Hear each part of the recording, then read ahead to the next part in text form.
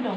Hidung terdiri dari lubang hidung. Di dalam rongga hidung terdapat bulu hidung dan selaput lendir. Bulu hidung berfungsi untuk menyerap udara agar tidak masuknya kotoran ke dalam rongga hidung.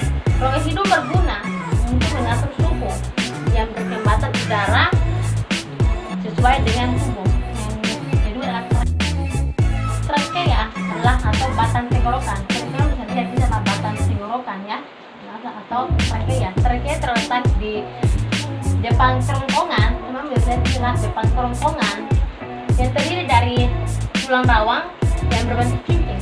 Ini adalah berbentuk cincin. Saat sedang berbicara, satu yang ada dalam trakea akan menutup sehingga seluruh pernapasan terbuka dan menelang katup akan terbuka dan saluran pernapasan tertutup. Dan itu adalah fungsi dari trakea atau batang tenggorokan. Kemudian batang tenggorokan itu berbentuk cincin ya. Itu adalah bronkulus atau cabang tenggorokan. Itu adalah cabang batang tenggorokan terletak di bronkulus ya. Bronkulus adalah perkembangan bronkus yang di dalam paru-paru, Bronkulus kiri atau mulut kiri dua lobus. Bronkus berfungsi untuk menyalur ya, bronkus berfungsi untuk menyalur udara dari bronkus ke alveolus ya. Ini adalah menyalur udara dari bronkiolus atau ke alveolus. Yang kedua adalah bronkus. Teman-teman lihat adalah bronkos, cabang tenggorokan. Ini adalah cabang tenggorokan ya teman-teman bisa lihat, ini adalah cabang tenggorokan. Merupakan cabang tenggorokan yang terletak setelah tenggorokan trachea atau sebelum paru-paru. Bronkos juga berfungsi untuk mencegah infeksi ya. Ini juga berfungsi untuk mencegah infeksi untuk masuk ke paru-paru ya. Ini berfungsi untuk mencegah infeksi. Yang keempat adalah paru-paru kiri. Paru-paru kiri menukar oksigen dari karbon dioksida. Proses tersebut bernapas eksternal atau pernapasan ya, atau pernapasan. Ini untuk prosesnya itu pernapasan eksternal atau bernapas.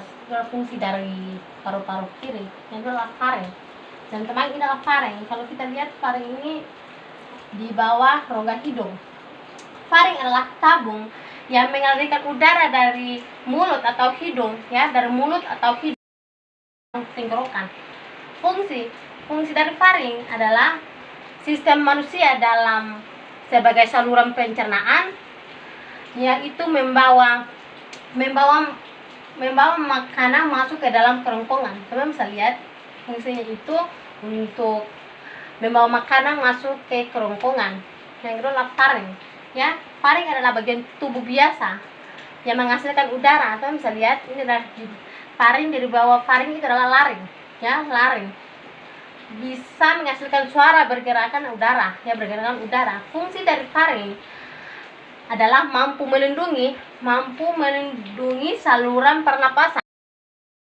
Masuknya benda asing dapat membawa saluran pernapasan. Itu adalah fungsi laring ya. Fungsi laring adalah melindungi saluran pernapasan ya. Lalu bronkulus, teman-teman bisa lihat ini adalah bronkulus atau cabang tenggorokan ya.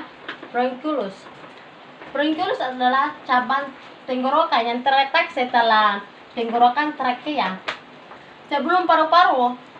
Bronkus adalah saluran ya, teman-teman, adalah saluran udara yang memastikan udara masuk dengan baik dari trakea ke alveolus. Selain itu sebagai jalur masuk keluarnya udara, yaitu adalah fungsi dari bronkos, keluar masuknya udara. Itu adalah bronkulus, bronkos. Terus adalah paru-paru kanang ya. Paru-paru kanang, kita lihat paru-paru kanang ini merupakan organ pernapasan yang berhubungan dengan sistem pernapasan. Ini adalah berhubungan dengan sistem pernapasan. Dan atau peredaran darah dalam tubuh. Fungsi dari paru-paru kanan. Fungsi dari paru-paru kanan adalah menukar oksigen dari udara dengan karbon dioksida dari darah. Ya, ini adalah fungsi untuk menukar oksigen dari udara ke karbon dioksida darah. Prosesnya disebut pernapasan eksternal atau bernapas. Ya, teman-teman bisa lihat pleura. Teman-teman bisa lihat ini pleura atau memar tipis. Teman biasanya adalah tipis, ya, tipis atau berlapis. Paru-paru, berlapisannya paru-paru. Lapisan ini mengeluarkan cairan, ya, teman-teman. Lapisan ini mengeluarkan cairan.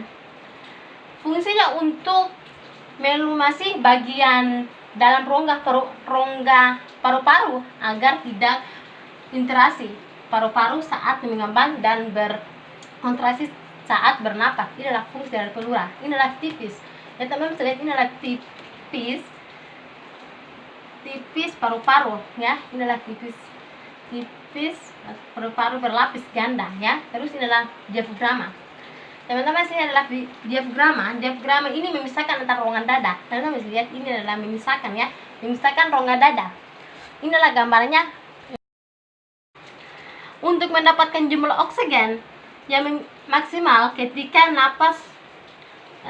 menarik napas, tubuh akan menggunakan otot-otot pernapasan termasuk diafragma. Diafragma ini adalah otot utama yang digunakan dalam proses menarik. Ya, teman, inilah menarik dalam mengeluarkan napas. Inilah proses untuk menarik atau mengeluarkan napas. Teman-teman, kita udah lihat gambarnya sudah jelas, ya. Ini adalah rongga hidung, trakea, bronkus, dan fungsinya sudah jelas.